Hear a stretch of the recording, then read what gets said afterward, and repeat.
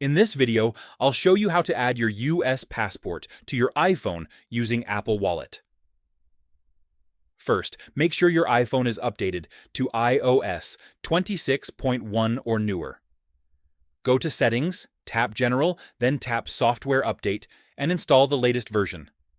You also need Face ID or Touch ID enabled. Go to Settings, then tap Face ID and Passcode, and make sure it's turned on. Now open the Wallet app on your iPhone. Tap the plus icon in the top right corner.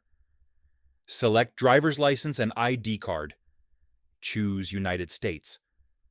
Tap on Digital ID and then tap Continue. You'll now be asked to scan the first page of your US passport. Place your passport on a flat surface and follow the on-screen instructions. After scanning, Apple will ask you to take a selfie for identity verification. Follow the prompts and wait for verification to complete. Once approved, your digital ID will appear in Apple Wallet. And that's how you add your US passport to iPhone. Like and subscribe for more iOS 26 features and tips.